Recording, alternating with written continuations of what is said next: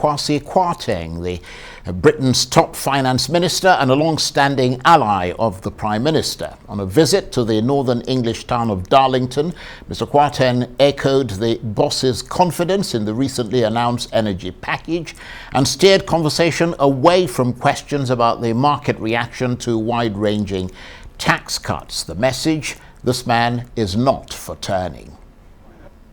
What we're focusing on is delivering the growth plan and making sure, with things like our energy intervention, that people right across this country are protected. And without growth, you're not going to get the public services. We're not going to generate the income and the tax revenue to pay for the public services that we want to see. And that's why the mini budget was absolutely essential in resetting the debate around growth and focusing us on delivering much better growth outcomes for our people. So we're absolutely protecting people right across the country.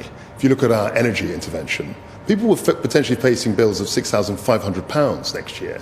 And because of the intervention, we've limited the average bill, the average household bill, to £2,500. That's a huge saving that everyone, people on normal incomes are benefiting from. The British Chancellor of the Exchequer, Kwasi Kwarteng, there. Well, our Rice correspondent Laurie Laird has been following this story closely. She joins me now from London. So after keeping her head down since the announcement of tax cuts, Laurie, the British Prime Minister has emerged to defend her economic policies and absolutely no U-turn. No U-turn at all. She is almost doubling down on this, Charles. She is saying that the only way for the economy to grow is for the state to reduce the tax burden. But I think it's significant, Charles, that she didn't speak nearly as much about specific tax cuts. She spoke a lot about growth and about this is the way to growth, but she really seemed to want to focus the debate on the energy package. She mentioned that at length, and in fact, she spoke about the energy package more than anything else in that mini budget that followed last Friday. So it feels like that's how she wants to frame the debate. And to give her a little bit of credit, although I was certainly on the side of a lot of commentators wondering, where is Liz? Where is the Prime Minister? She seemed to go silent for such a long period of time. But when she announced that support plan, that energy price freeze for households on the very day that Queen Elizabeth died. So she may be thinking that the headlines that ordinarily would have come with such a big announcement may have been stolen by another much bigger story that we all covered for the ensuing 10 days. It feels very much, though, like she wants to focus on that particular package. And you have to wonder if perhaps the other tax cuts that were announced, could they be delayed at some point in the future? It is striking how from both Ms. Truss and from Mr. Kwarteng that all we really heard about was that energy price package, not so much on all of the other tax cuts that were announced. Right. So after producing turmoil on the markets, Laurie, an intervention by the central bank, criticism from the IMF, and as you said, no U-turn from her, do the markets still think that the government is fairly clueless in terms of its economic policy? Oh, in short, absolutely yes. The markets have absolutely no confidence in this government at all. And it puts the government in a very difficult position because executing a U-turn to please the markets will also kill their credibility. And one of the biggest problems that the UK is having right now, and this isn't something that we discuss nearly often enough, is that the path to growth isn't necessarily cutting taxes. And particularly here, I'm thinking about the corporate tax cut rate.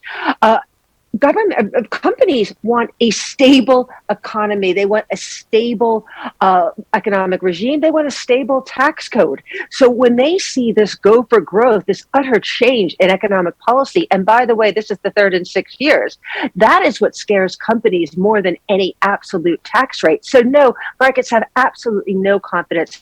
We are seeing a bit of a rebound in sterling right now, up about 1.5%. It's the biggest move up intraday that we've seen in quite some some time. That's not coming from the government, Charles. That's coming from some of the checks and balances that we are seeing. And I'd say the most important one, again, is something that's underreported.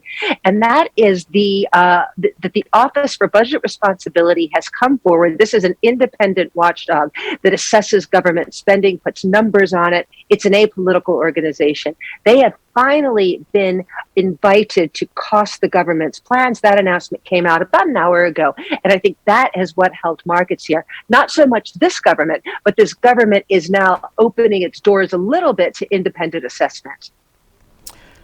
And Laurie, I mean, the Prime Minister has only been in the job for a short time. The annual Conservative Party conference is this weekend. How do you think she's viewed by Conservative MPs and party members now? I think looking at the attendance list for this Conservative Party conference and looking who's not on that list, I think we can assume that she does not have the support of her party. And she never did, Charles. 2 times as many MPs voted for her rival Rishi Sunak in the parliamentary vote to select a candidate to be Prime Minister as voted for Liz Truss. So we knew that she never had the support of her party. And it feels like to a certain extent, she is still running. She is still making economic policy as if she is trying to appeal to the very small number of people, 80,000 Conservative voters who actually put her into office. Let's look at who is not going to the party conference. Rishi Sunak, who was favored by more MPs than Liz Truss in that ballot of party members. He's not turning up. An ex-chancellor of the Exchequer, Sajid Javid, also an ex-chancellor of the Exchequer and an ex-health secretary, very well regarded by the parliamentary party. David Davis, an ex-party leader, not turning up. And a man called Mel Stride, who is not a household name, but has probably been one of the most important members of parliament in this whole thing. He's the head of what's called the Treasury Select Committee, and he has been leading the charge to get an independent assessment of the governor's financial plans. He's not turning up either. This is a real list of all-stars in the Conservative parties who are choosing to go somewhere else. And Charles, the party conference is the biggest set piece of the year. Most party operatives want to be there. They want to see, they want to be seen. To skip this is a very, very strong statement in what these MPs feel about Liz Truss's government.